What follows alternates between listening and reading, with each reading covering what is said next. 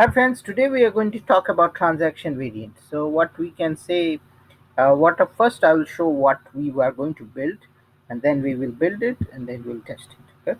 So three steps. Every 60 we are in. Okay, this is the transaction code, and we have a requirement that I have to enter this transaction code with the company code pre-filled, and no one can change it. Okay, that's fine. Okay, so you have the company code here, and no one can really change it. That's the requirement. And also there is a requirement. We want to hide this withholding tax and amount tab, amount split from this type of documents. So how we can do it? Okay, so this is the requirement, and you can have more requirement down the line, but this is a simple requirement which you want. For this, you don't need a configuration. Now you might say we can hide it by based on the configuration, but you want to hide it for certain transaction codes for certain group of users, okay, for certain rules. So so there's an easy way to do it. There's multiple ways you can do. You can hide it through configuration, you can hide it through security, I don't know, but transaction variant is a very simple and standard way. You don't need an adapter to do it. Okay, so for doing this, so we will keep this session open. Okay, and we'll go to another transaction. SHD0 is the transaction. We enter. Okay, and here what we are going to do, we are just going to put FB60. Okay, and here we are going to create, let me change this is FB60, and here what I'm going to do, we'll create ZST11 underscore FB60. Okay, and let me, okay, we'll put FB60 underscore 1. That's it.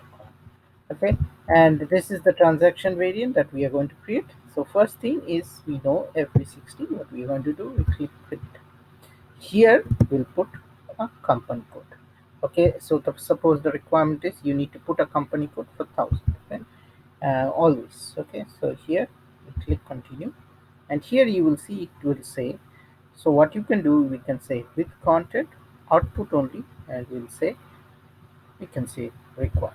Okay, though they will not be able to enter anything. We'll click continue, and now here we will see, suppose I'll put this, I'll just this, this, 3.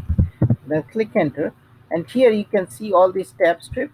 We want to hide the withholding tax and the amount split. Okay, so what we can do is, we have the withholding tax, and we'll make this amount split. Okay, oops, sorry, amount split as invisible, and we'll click on exit and save.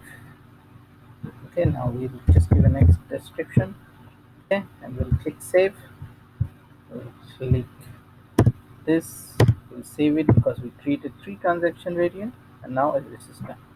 Now we are going to go back, and now we are going to execute how it looks really, because we wanted to see it. See,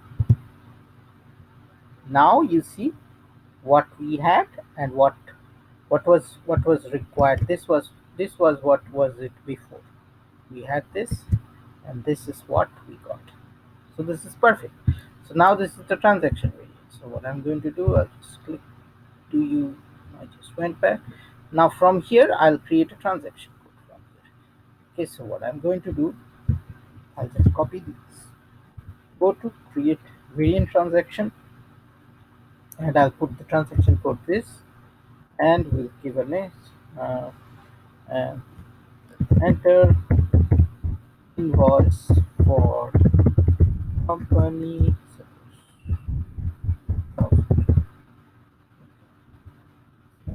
additional company code 1000. Okay, and here it is. So we have already created it. We'll just save it. Now what we are going to do, we are just going to take this transaction code, we go to a new session, /n, we voila, you see, magic is done. So this is very important. You can use it for everything and anything and everything you can think of, and this is very, very, very, very useful. Okay, so that's it. Stay tuned to my SAP channel, and happy SAP learning, and have a great day.